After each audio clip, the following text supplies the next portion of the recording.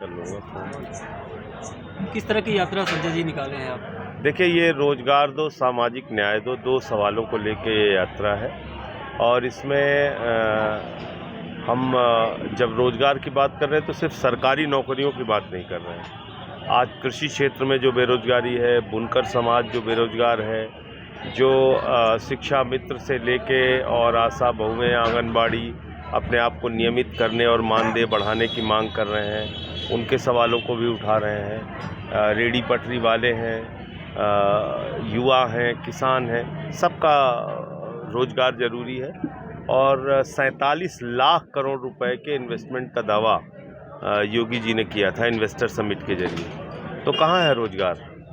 अगर इतना इन्वेस्टमेंट उत्तर प्रदेश में हो रहा है तो करोड़ों रोज़गार पैदा होना चाहिए था, तो वो रोज़गार तो कहीं दिखाई नहीं पड़ रहा।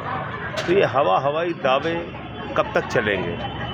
इसी प्रकार से सामाजिक न्याय का मुद्दा है। आज जाति के नाम पे भेद, धर्म के नाम पे भेद, तो ये मेरे ख्याल से किसी भी स्वस्थ राष्ट्र या राज्य के लिए ठीक बात नहीं है कि आप प्राणियों के बीच में, लोगों के बीच में दुर्भावना फैलाइए, बांटो और राज करो की नीति जो अंग्रेजों की थी वही आप अपना रहे हैं। तो इसके खिलाफ भी ये यात्रा है। हम देखते हैं पासी समाज के बुजुर्ग को पेशाब चटवा दी गई, सीआरपीएफ के जवान को घोड़ी पे नहीं चढ़ने दिया गया।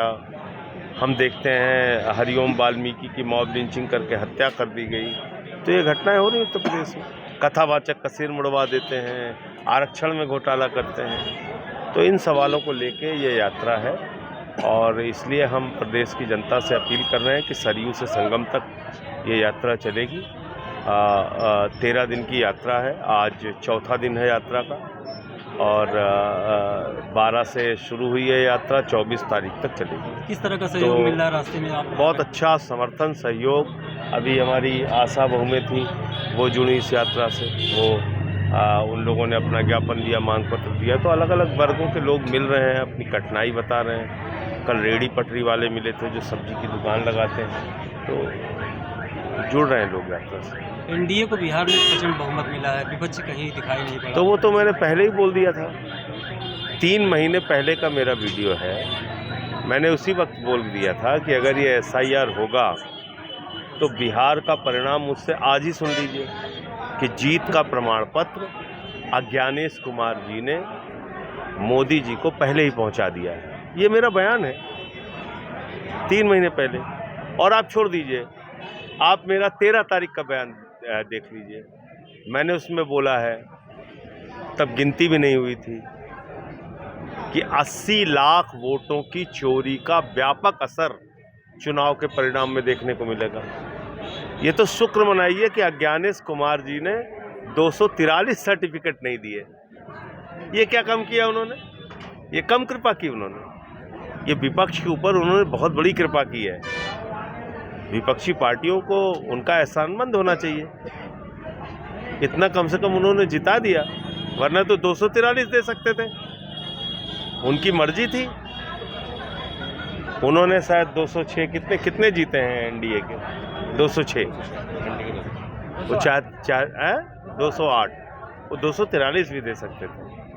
तो पूरी की पूरी एनडीए को जाके माल्यार्पण करके अज्ञानेश कुमार जी को बधाई देनी चाहिए। अयोध्या से प्रयागराज रूट आपने क्यों चुना? कहीं और भी तो कर सकते। देखिए, राम राज्य की जब हम बात करते हैं तो राम राज्य की सबसे बड़ी कल्पना क्या थी?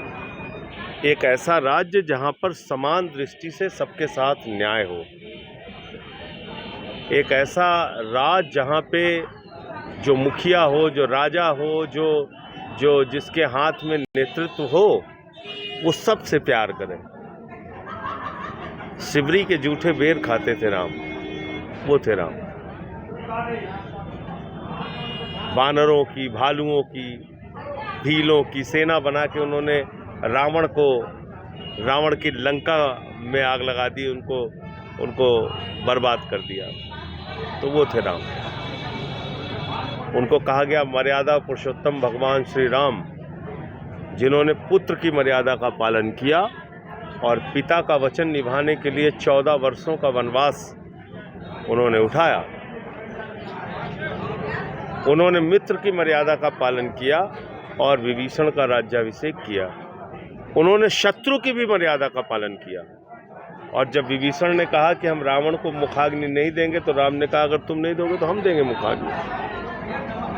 ये था राम का चरित्र, ये थी राम की मर्यादा। और आज कौन लोग सत्ता में बैठे हैं, राम का नाम लेके आप दुर्भावना फैला रहे हैं, समाज को बांटने का काम कर रहे हैं। रामचरितमानस क्या कहता है, सब नर करहीं परस्पर प्रीति, सारे लोग आपस में प्यार से रहें। नफरत से तो एक परिवार आगे नहीं बढ़ सकता, देश और राज्य तो बहुत दूर की बात है, कहीं कागज पे नोट कर लीजिए। एक राज्य तो बहुत बड़ी बात है, एक परिवार नफरत की बुनियाद पे आगे नहीं बढ़ सकता। वही काम बीजेपी कर रही है, इसलिए हमने ये रास्ता चुना।